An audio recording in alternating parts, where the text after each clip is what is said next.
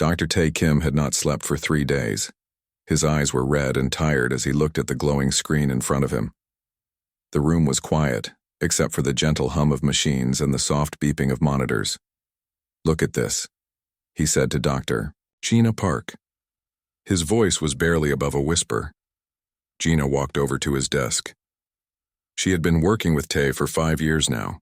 Together they had been trying to find a cure for Morrison's disease, a terrible brain sickness that had killed millions of people across Earth and its space colonies.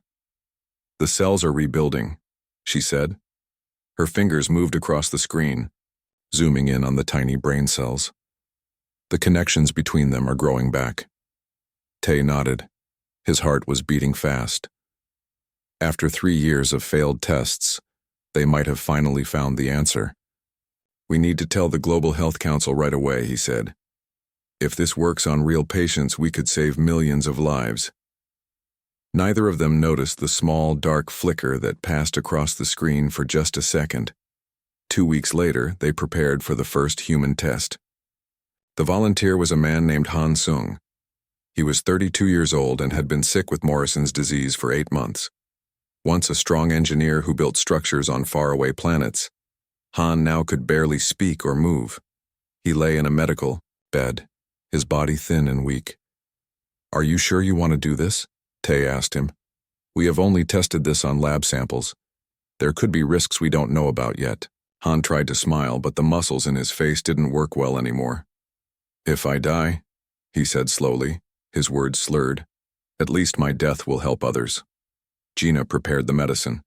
It contained millions of tiny machines, so small they couldn't be seen by the human eye. These nanomachines carried the cure Tae and Gina had created. They would travel through Han's blood to his brain and fix the damaged cells. The procedure took just 17 minutes. Tae injected the medicine into Han's arm. Then they waited. By morning, something amazing had happened. Han was sitting up, in bed. "I'm hungry," he said clearly. "Can I have breakfast?" Tae and Gina looked at each other in shock. The cure had worked much faster than they expected. "How do you feel?" Gina asked, checking Han's vital signs on the monitor. "Better," Han said. "My head is clear for the first time in months. I can think again." He moved his fingers and then his arms. "I can control my body again." News of Han's improvement spread quickly. The Global Health Council asked Tae and Gina to treat 20 more patients right away. Within a week, all 20 showed the same amazing recovery. 1 month later, factories around Earth and on the space colonies were making enough of the cure for every person with Morrison's disease. Tae and Gina became famous. People called them heroes. The news showed pictures of patients who could walk again, speak again, live normal lives again. Tae should have been happy, but something was bothering him. "We got lucky," he told Gina one night as they worked late in the lab. "The cure worked too well, too quickly. In science, things are rarely this perfect." Gina smiled. "Sometimes we get lucky.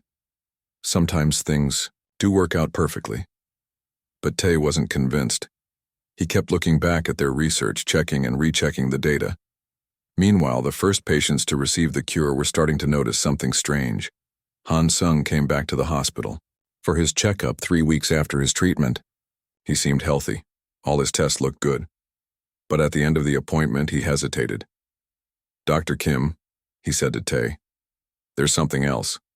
Something I haven't told anyone." Tae sat down. "What is it?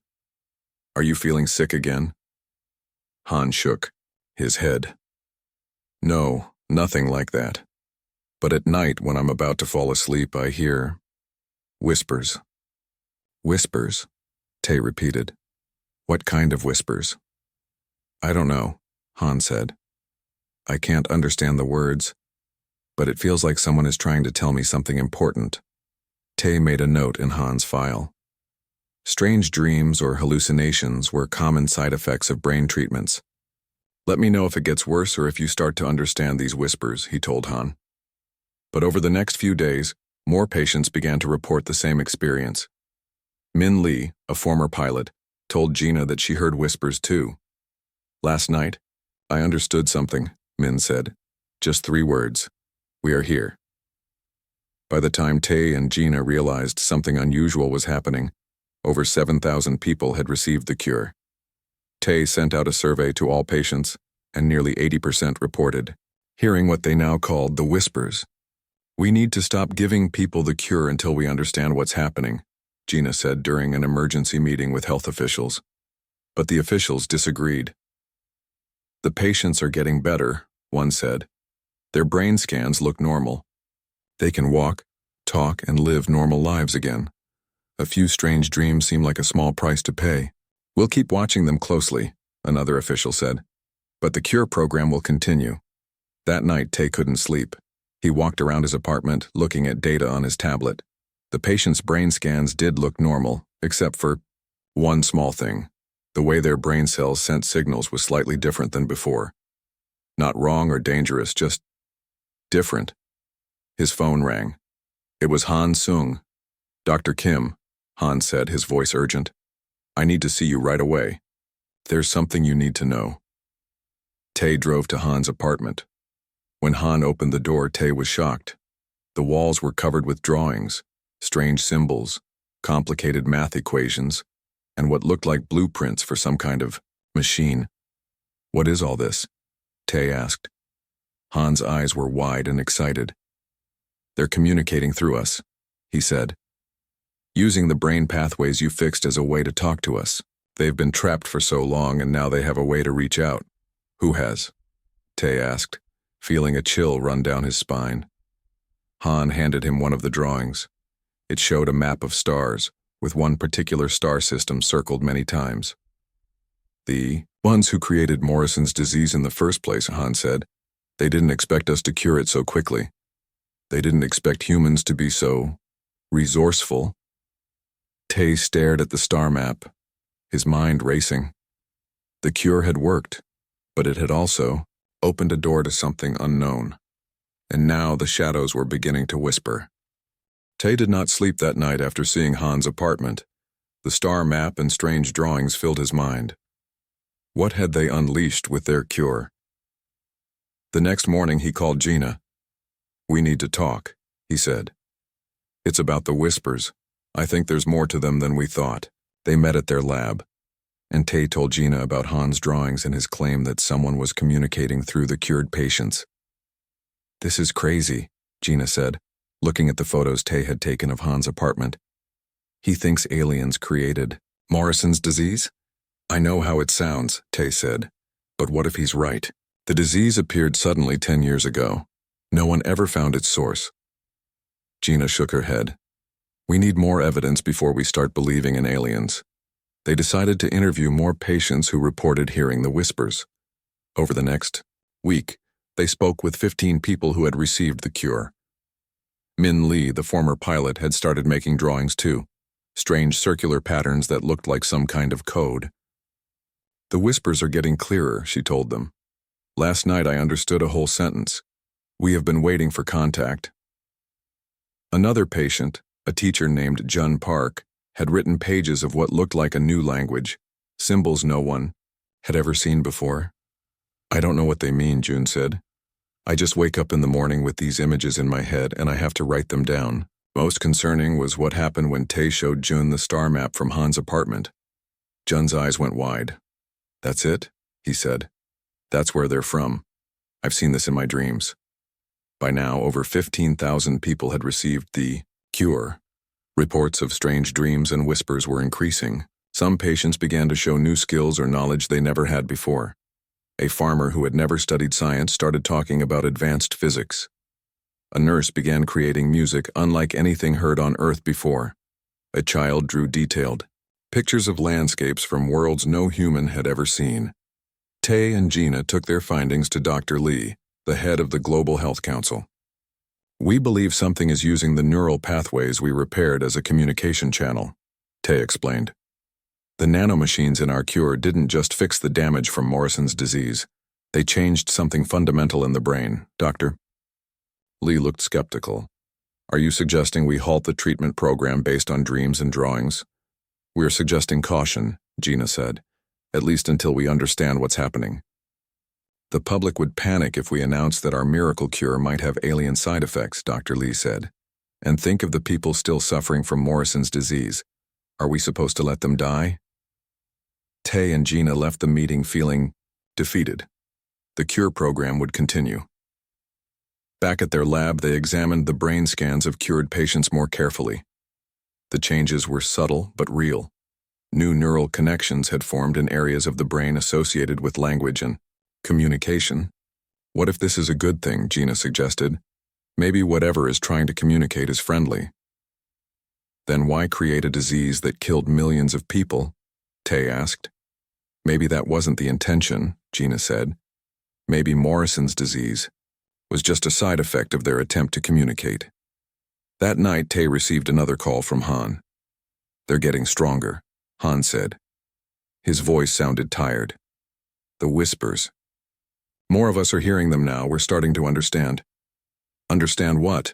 Tay asked. They call themselves the Mune, Han said. They're not like us. They don't have bodies like we do. They exist as patterns of information. They've been trying to contact intelligent species for thousands of years. Why? Tay asked. They're lonely, Han said simply, and they're scared. 2 days later, Tay and Gina visited a support group for cured patients. 20 people sat in a circle sharing their experiences. Some looked excited, others troubled. At first it was just whispers, a woman named Sue explained. But now I can see images, glimpses of their world or what used to be their world. They don't want to hurt us, another patient said. They want to learn from us and they want to teach us. Teach us what? Gina asked. Everything they know, the patient replied. Their science, their history, their art. They've existed for millions of years. They've seen things we can't imagine.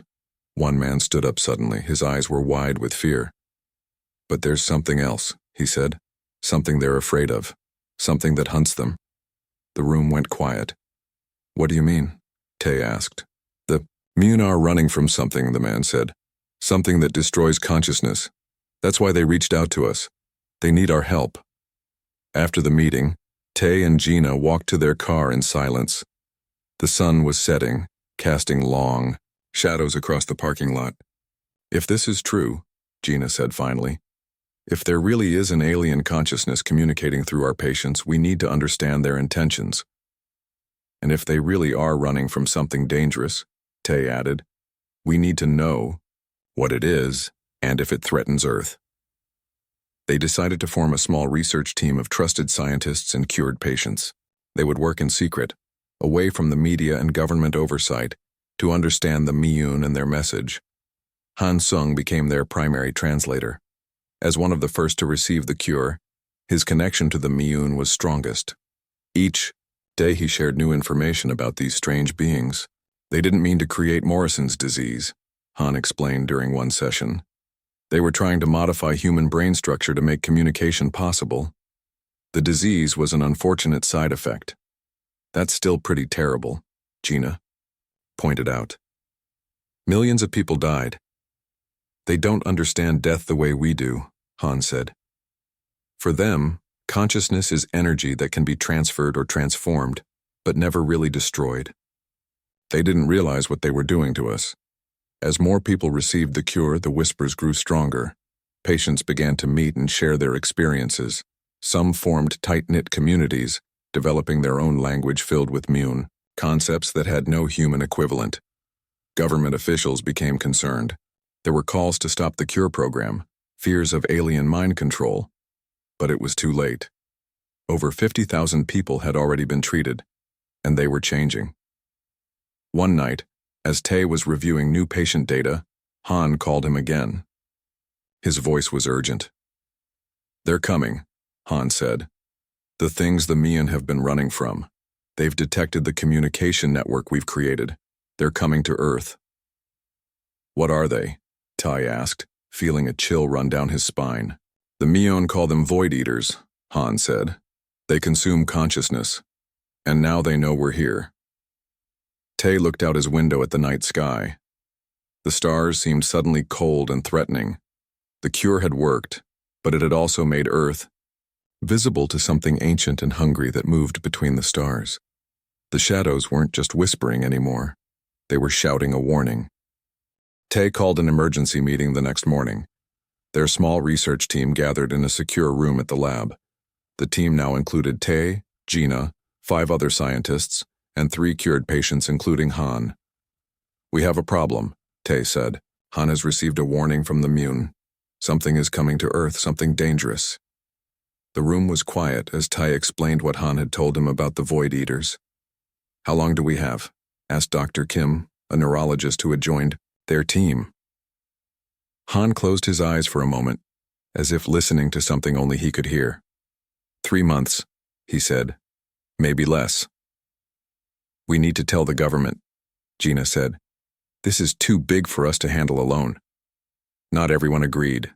Some worried that government officials would not believe them. Others feared that telling the public about alien threats would cause panic. "We need more proof," said Dr. Yun, a physicist. "No one will believe us without evidence." Han stood up. "I can give you proof," he said. "The Mune want to speak directly to all of you." That night the team met at Tay's house. Han had brought with him 5 other cured patients who had strong connections to the Mune. "We're going to try something new," Han explained. "The Mune believe they can create a temporary direct connection to your minds. You'll be able to hear them clearly, just for a short time." The scientists looked nervous, but they agreed to try. The patients sat in a circle holding hands. The scientists sat in an outer circle around them. "Close your eyes," Han said.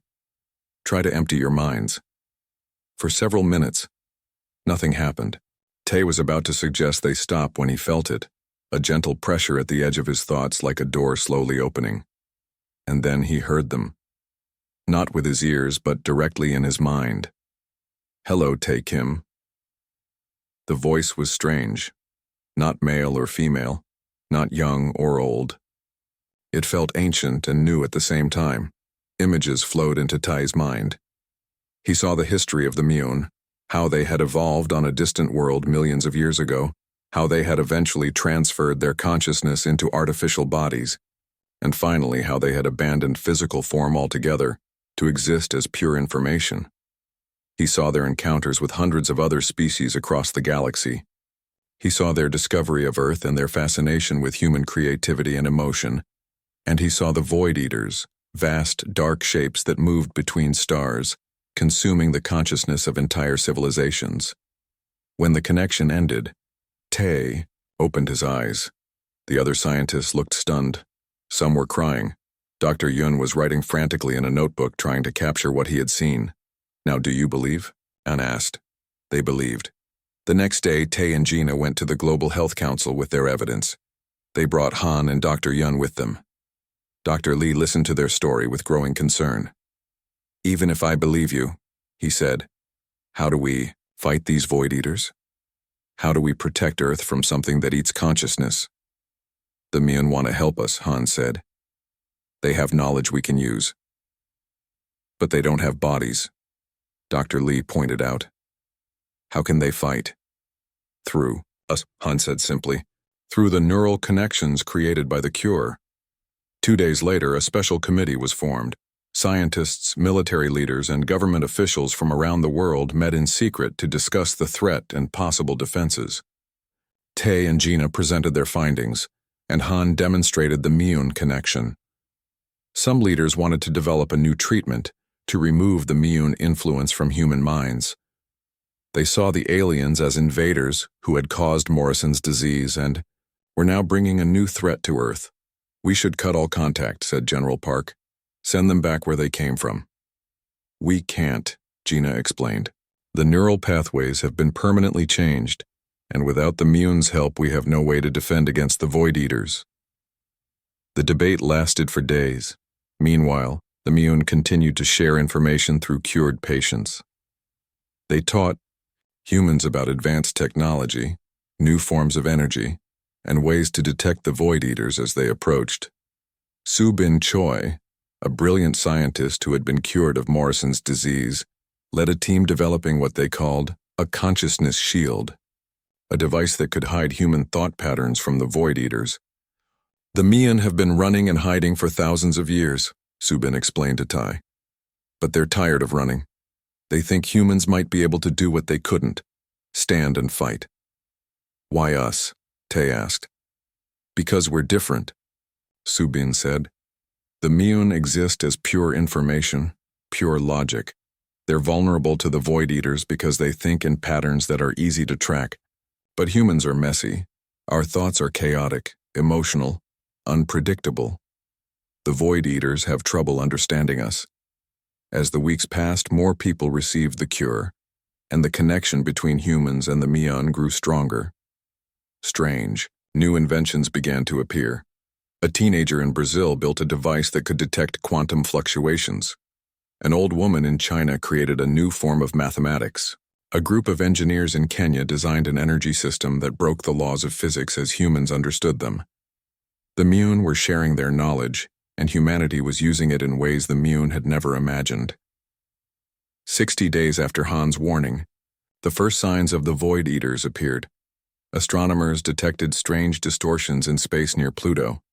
Sensitive equipment built with Miyun help registered faint patterns that matched what the Miyun had described. They were coming. The world. Governments finally reached an agreement. They would work with the Miyun to defend Earth. The existence of the aliens was still kept secret from the public to prevent panic, but resources were poured into defense projects.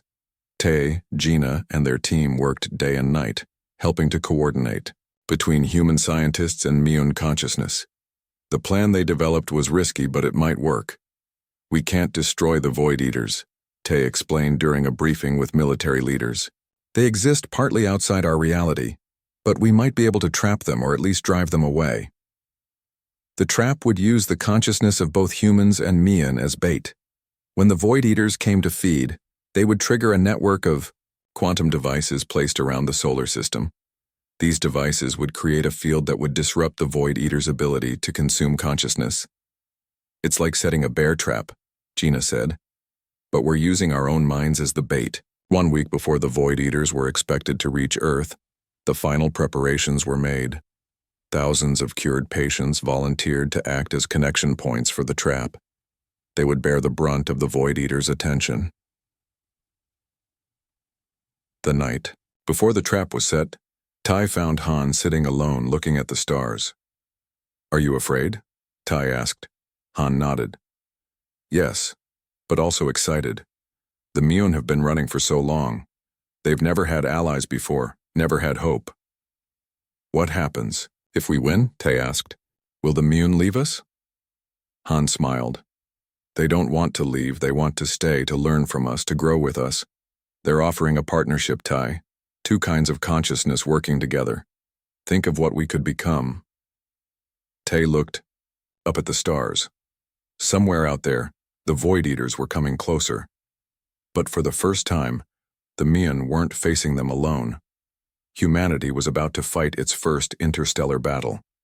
Not for territory or resources, but for the right to think, to dream, to exist.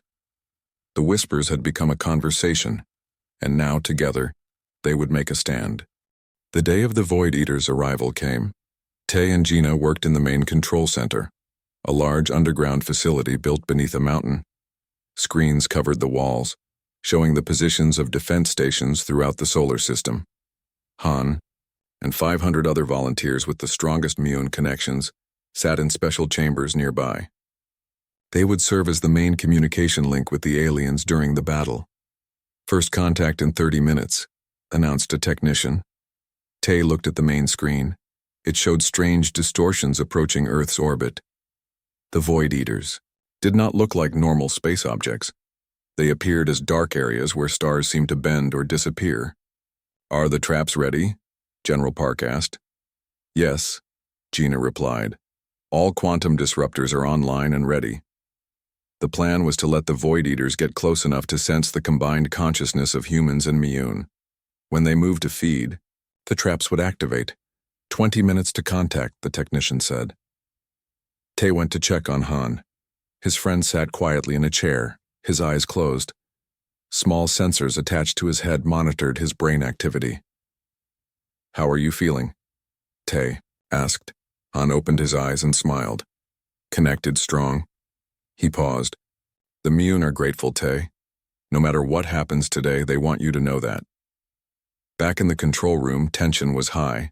Military leaders from around the world watched the screens. Scientists checked and rechecked their equipment. 10 minutes, said the technician. Suddenly, all the screens flickered. A wave of static washed across them. In the volunteer chambers, several people cried out. They're scanning us. Han's voice came through the speakers. The Void Eaters are reaching out with their consciousness looking for the Mune. Hold steady, General Park ordered. Let them come closer. The minutes ticked by. On the screens, the dark distortions moved closer to Earth. 5 minutes, the technician said, but his voice sounded strange, distant. Tay felt a pressure in his head, a cold sensation that made him shiver. Around the room, others felt it too. Some grabbed their heads in pain. They're trying to break through our mental barriers, Gina said, her voice strained. Everyone, strengthen your shields like we practiced.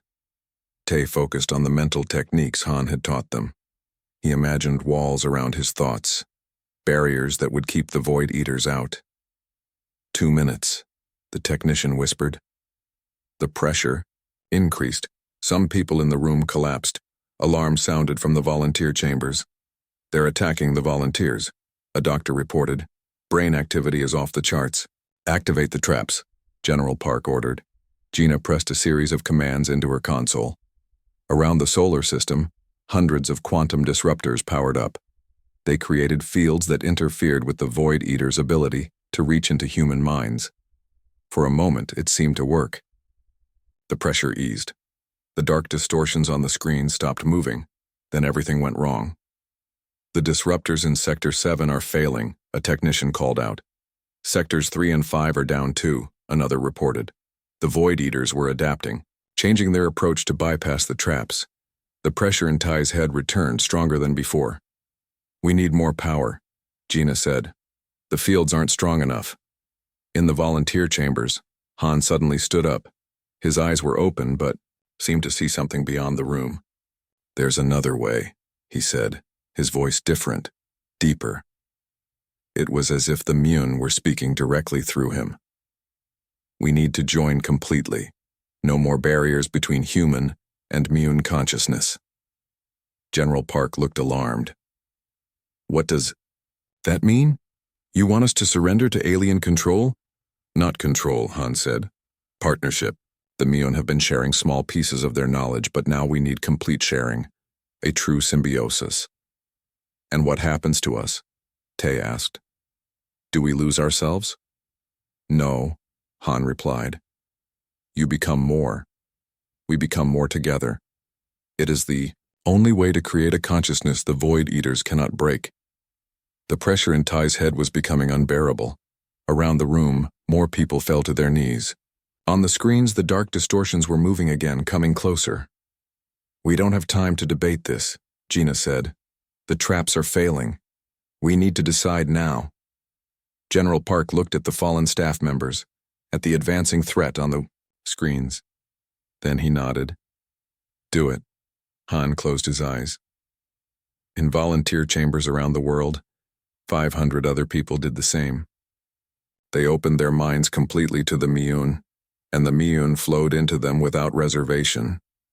Ty watched as Han's face changed. There was a glow about him, a sense of something more than human. When he opened his eyes again, they seemed deeper somehow, as if Tay was looking into endless knowledge. We are joined, Han said, and his voice echoed strangely as if many voices spoke through him. Now we can fight. Around the world, the Mune-human connection spread. It passed from the volunteers to those near them, then outward in a wave that moved faster than seemed possible. Tay felt it reach him like a warm current. His mind expanded. Suddenly he could sense the others in the room, could feel their thoughts and emotions, and he could sense the Void Eaters. They were vast and cold, ancient beings of pure hunger. They had consumed countless civilizations across the galaxy. They had never known defeat, but they had never encountered anything like this new joined consciousness. The humans provided creativity, emotion, and unpredictable thinking. The Miyun provided knowledge, experience, and structure. Together, they created a mental pattern the Void Eaters could not easily grasp or consume. From the joined minds came new ideas, new weapons. The remaining quantum disruptors were modified. Their frequencies changed to patterns the Void Eaters could not adapt to. The battle raged for hours. The Void Eaters struggled to feed on the human Miyun consciousness.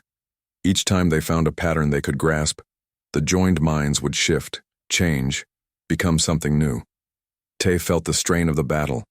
It was exhausting to maintain the connection, to keep his thoughts fluid and changing. But he also felt exhilaration. He was part of something greater than himself, greater than humanity alone or the Miyun alone. Slowly, the Void Eaters began to retreat. They had never faced prey that fought back so effectively. They had never encountered a consciousness that could change faster than they could adapt. By dawn, the dark distortions had moved beyond Earth's orbit. By noon, they had passed Mars. The joined consciousness followed them, pushing them back, making it clear that Earth was not easy prey. When it was over, when the Void Eaters had retreated beyond the edge of the solar system, Tay finally allowed himself to relax. The connection with the Miyun and with other humans faded to a gentle background hum. "We did it," Gina said, looking exhausted but happy. "We drove them away." "For now," Han said. "They may return someday, but we'll be ready." The question that remained was what would happen to the human-Miyun connection. Some people feared it, wanted to find a way to separate the two consciousnesses again. Others had embraced it, seeing the potential for growth and advancement. "What do the Miyun want?" Tay asked Han later that day. Han smiled. "They want to stay, to learn, to grow with us. They've been alone for so long, running and hiding. With humans, they've found something new." "And what do we get from this partnership?" General Park asked. "Knowledge, experience. The stars," Han said simply. "The Miyun know how to travel between worlds. They know secrets of the universe humans haven't imagined yet. Together, we could go anywhere, become something greater than either of us could be alone." The world leaders would debate for months about what to do next. But for many who had experienced the joined consciousness during the battle, there was no going back. The partnership with the Miyun had shown them possibilities they could not forget. The cure had worked in ways no one had expected.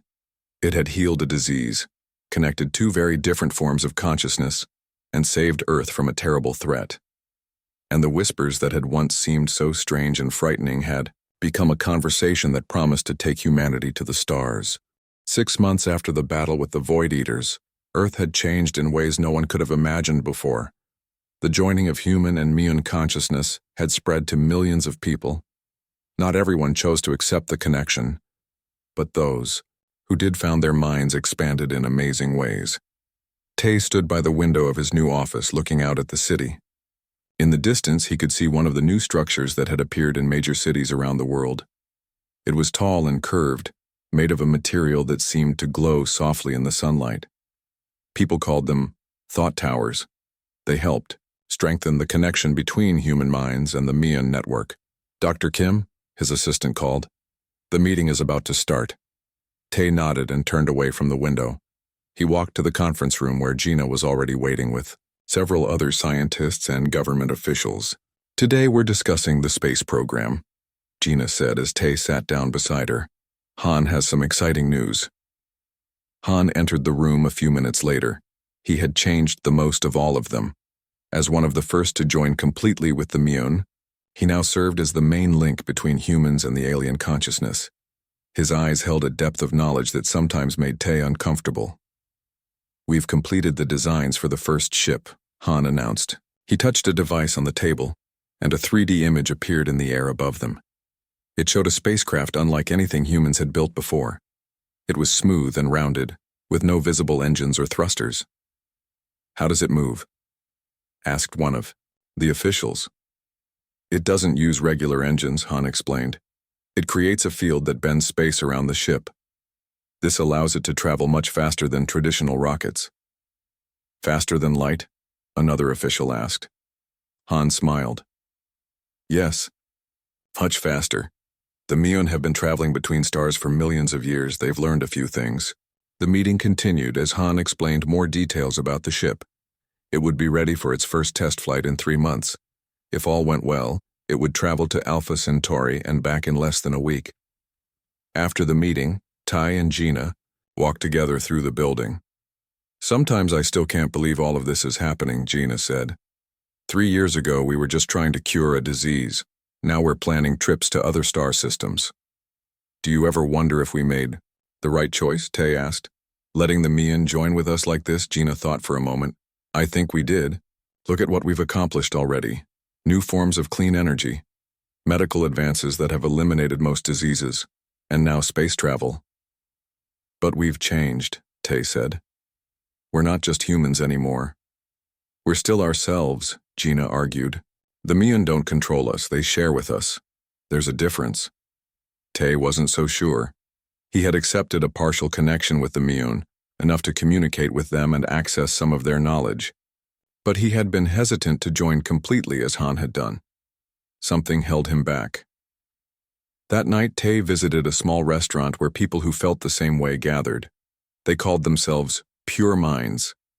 They weren't against the Miun, but they worried about losing what made humans unique. The changes are happening too fast, said Min, a teacher. We're not giving ourselves time to adjust, not giving our culture time to adapt. Others nodded in agreement. There was fear in the room, but also determination. These people wanted to remain fully human, to maintain the separate identity of their species. As Tai listened to them talk, he felt the gentle presence of the Miun at the edge of his mind. They never pushed or forced their way in. They always waited to be invited, but they were always there, ready to share their vast knowledge and experience. He was about to leave when his phone rang. It was Han. We've detected something, Han said, his voice urgent. You need to come to the center right away. Tai rushed to the research center where he found Han, Gina, and several others gathered around a large screen. It showed a map of space, with a strange distortion moving toward Earth. The Void Eaters? Tai asked, feeling a chill. No, Han said. Something different. We think it's a ship. Alien? Gina asked. Han nodded. Yes, but not Miun. This is from another species, one the Miun encountered long ago. They call them the Tarax. Are they dangerous? Tai asked. The Miun aren't sure, Han replied. Their last contact with the Tarax was over 1 million years ago. They were a warlike species then, but they might have changed. Over the next few days, the alien ship came closer. It was huge, nearly 1 mile long. It entered the solar system and moved toward Earth at a speed that would bring it to orbit in less than a week. World leaders met in emergency sessions. Military forces went on high alert. The connection between humans and Miun grew stronger as both species prepared for possible conflict. We should try to communicate with them, Tai suggested during a strategy meeting. Show them we're peaceful. The Miun have been sending messages, Han said. No response so far. 3 days later, the Tarax ship entered Earth orbit. It was dark and angular, covered with what looked like weapons. It hung above the planet, silent and threatening. Then, without warning, smaller ships began to launch from it. Hundreds of them, heading toward major cities around the world. They're attacking, General Park shouted. Defense systems activated, firing at the incoming ships. Some were destroyed, but many made it through. Tai and Gina watched from the safety of an underground bunker as live feeds showed the smaller ships landing in cities. But instead of weapons, the ships opened to reveal alien beings. They were tall and blue-skinned with 4 arms and large eyes. They carried devices that no one recognized. What are they doing? Gina asked as they watched the aliens approach, a thought tower in New York. Before anyone could answer, Han gasped and grabbed his head. All around the room, people with strong Miun connections did the same. They're attacking the network, Han said through gritted teeth. The devices they carry can break the connection between humans and Miun. Now Tai understood. The Tarax hadn't come to attack humans. They had come to free them from what they saw as alien control. We need to show them we chose this. Tai said. That the Mion aren't controlling us. Using emergency broadcasts, Earth's leaders tried to communicate with the Terrax. They explained that humans and Mion had joined willingly to fight a common enemy, that the partnership had brought benefits to both species. At first, the Terrax wouldn't listen. They continued their efforts to break the human-Mion connection. But then something unexpected happened. The pure minds, the humans who had chosen to remain separate from the Mion, came forward. Led by Min and others, they approached the Terrax and explained that humans were free to choose whether to join with the Mion or not. That many had chosen to maintain their separate identity. This seemed to confuse the Terrax. They had believed they were liberating an enslaved species. Now they weren't sure what to think. After days of tense negotiation, with pure minds serving as intermediaries, the Terrax finally agreed to meet with human and Mion representatives to learn the full story. Tay found himself selected as part of the delegation. As someone with only a partial connection to the Mion, he could represent both perspectives. The meeting took place aboard the Terrax ship. Tai felt nervous as he and the others were led through strange corridors to a large chamber where Terrax leaders waited. Over the next hours, they shared the story of Morrison's disease, the cure, the Void Eaters, and the partnership that had developed between humans and Mion. The Terrax listened carefully. We have seen many species fall to the Mion before, the Terrax leader said. They become shells, nothing more than vessels for Mion consciousness. But that's not what happened here, Tay explained. We're partners, equals. We're creating something new together. Slowly, the Terrax began to understand. They had encountered the Mion in a different era, when the relationship between species had been different. What was happening on Earth was something new. After a week of talks, the Terrax agreed to withdraw their forces. They remained skeptical, but acknowledged the right of humans to choose their own path. As Tai returned to Earth, he realized something important. The balance between human independence and Mion partnership was what made their alliance special. It was why they had defeated the Void Eaters when the Mion alone could not. Humanity needed both, those who joined completely with the Mion and those who maintained their separate identity. Together they created a new kind of civilization, one that could face whatever the universe might bring next. The cure had worked in ways no one could have predicted. The whispers had become a conversation, and the conversation had led to the stars. But through it all, humans remained human, creative, stubborn, and free to choose their own destiny. And that, Tay thought as he looked up at the night sky, was worth fighting for.